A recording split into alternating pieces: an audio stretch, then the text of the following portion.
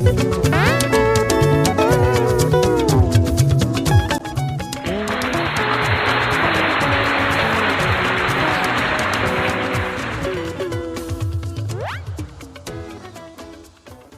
káàbọ̀ padà sórí ìkànnì Chokitable Media. Ṣé àlàáfíà la bá yín o? Welcome back to Chokitable Media. What are the various indicators that shows that a government and a country actually love and care for its people, for its citizens? I want us to expatiate. I want us to explain to each other so that we can know if the country where you are living really truly loves you, or they actually love themselves.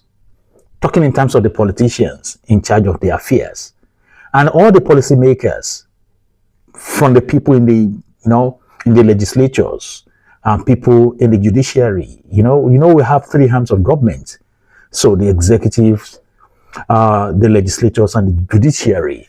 These are the arms of government that make actually democracy to work in every country.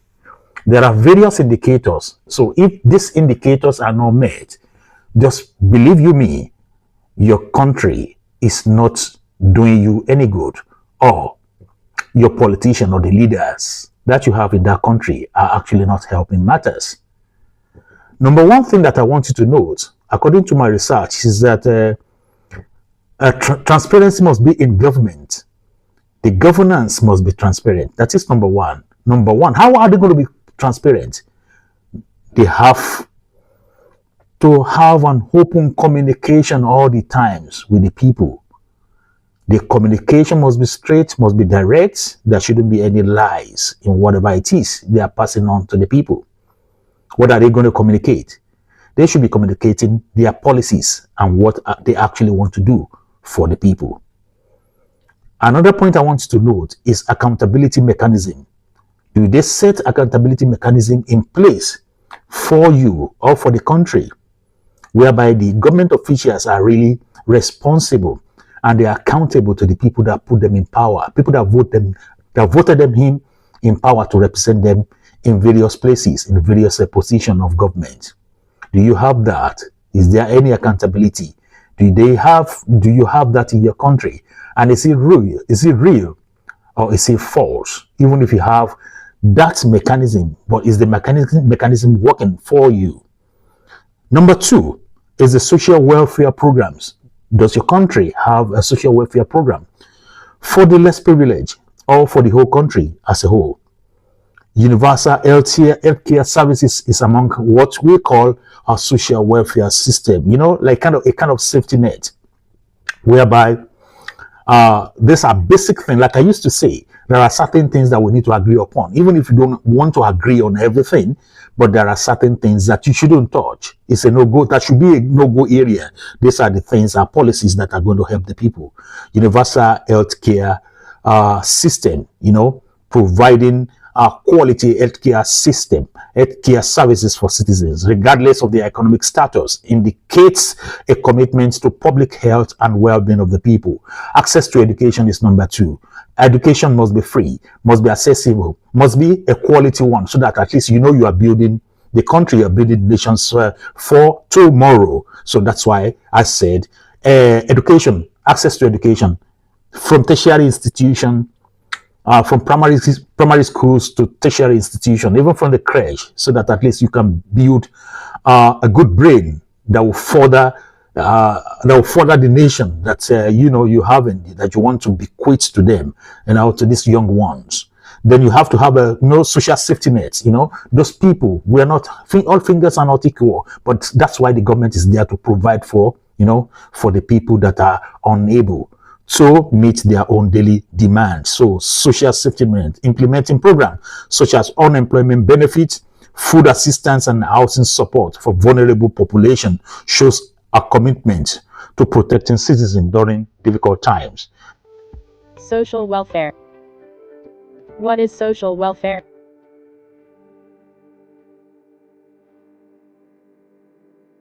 According to Gertrude Wilson, social welfare is an organized concern of all people for all people. According to Walter Friedlander, the organized system of social services and institution, designed to aid individuals and groups to attain satisfying standards of life and health. According to Elizabeth Wickenden, social welfare includes those laws, programs, benefits, and services which assure or strengthen provisions for meeting social needs, recognized as basic well-being of the population and the better functioning of the social order. These provisions may be directed towards strengthening existing arrangement, mitigating the hardships or handicaps of particular individuals and groups, pioneering new services, stimulating a better adaptation of the social structure, including the creation of new programs needed, or a combination of all these approaches to social needs. According to the Pre-Conference Working Committee for the 15th International Conference for Social Welfare, social welfare is all the organized social arrangements which have as their direct and primary objective the well-being of people in a social context. It includes the broad range of policies and services which are connected with various aspects of people's lives, minus their income, security, health, housing, education, recreation, cultural traditions, etc. We find in the foregoing definition essentially one idea: that social welfare encompasses the well-being of all the members of human society, including their physical, mental, emotional, social, economic, and spiritual well-being. Thus, social welfare history, from the prehistoric times of mutual aid to modern-day organized services, gives us accounts of what society has done, and continues to do, to respond to the various needs of its members. Society responds to unmet needs or problems through the following ways: individual and group efforts.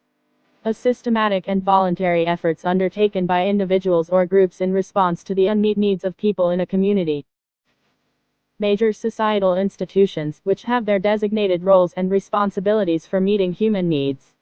The family, the church, the government, cooperatives, and labor union are major institutions. Social forces bring about changes which can affect the effectiveness of these institutions in performing their social welfare functions. Social agency. Whether under public or private auspices, a social agency is a major provision for helping people with their problems. Two views or conception of social welfare. Residual. The residual formulation conceives of the social welfare structure as temporary, offered during emergency situation, and withdrawn when the regular social system, the family and the economic is again working properly. Institutional.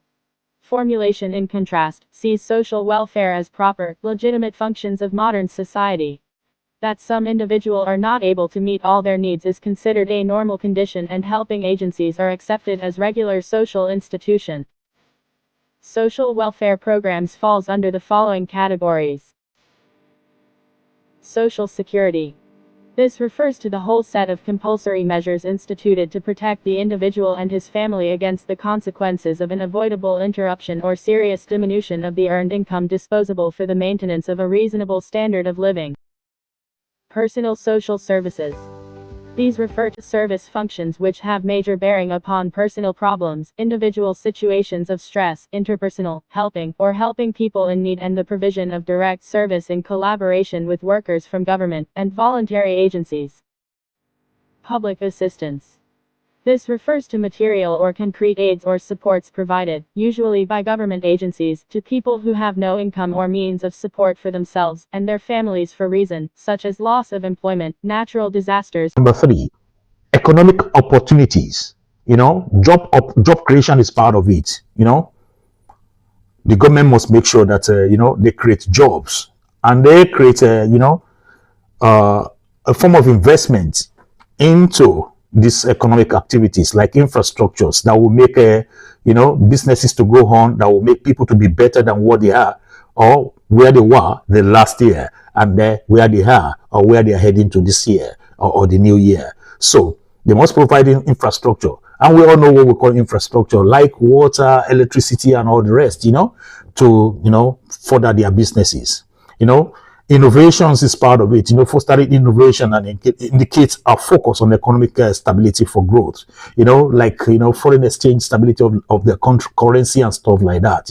They must be take care of this aspect if they want to show that the government is actually working. So the fair labor practices. So are they practicing their labor system? So enforcing labor rights, ensuring fair wages, and promoting safe working conditions demonstrated a respect for workers and their contribution to the society. So it's actually very important. So number 4 is public participation in decision making, inclusive decision making. Let people also, after you have all these 3 arms of government, let people also, the citizens of the government, let them also be able to suggest to the government what they want. Give them the chance to speak up if they see something that the politicians are missing, the leaders are missing in the country. They should be able to suggest that, this decision, some crucial decision, important decision, when they want to make it, the citizens of the country also should be involved in this, by putting, questionnaires and all this stuff, allowing them also to raise parliamentary questions or stuff like this, is very, very important, So another point I want you to note is the protection of rights and freedom. There must be freedom. This actually, show the workings of the executive and the judiciary, which is part of it. When they make the law, when the legislatures make the law, so definitely the other 2 arms of government should be able to, give protection, enforce the law, so that at least the freedom of the people shouldn't be trampled upon and shouldn't be taken away by by the government or by the people, by themselves as well, through transactions and dealings with each other is very, very important. So I have here judicial independence is also there, and human rights advocacy is there as well. So number 6, the environmental stewardship. So sustainable policies for environmental for the environment in the country, implementing policies that protect environment and promote sustainability, reflect a long-term commitment to the health and well-being of the current and future generations. So, and preparedness, for disaster. So, because you never know, a government must be able to prepare for disaster in case disaster happens all of a sudden. So, there must be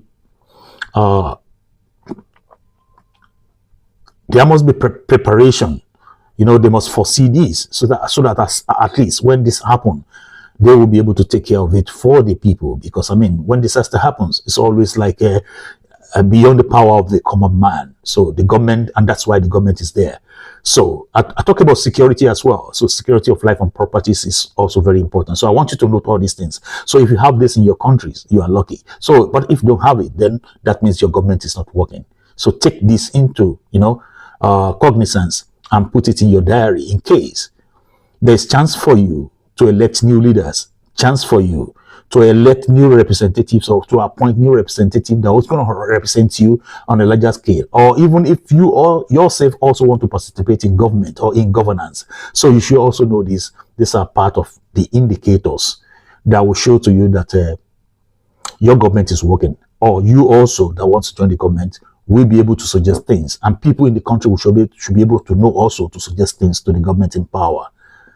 This is Chokitable Media. Don't forget to share, like, and subscribe. Put your own contribution as well. Put your comment in the comment section. Let me know what you feel about what I said here, and let us continue the discussion over there. You can add more for me also, so that I can learn. So see you next time. Like and share. See you next time, and bye for now.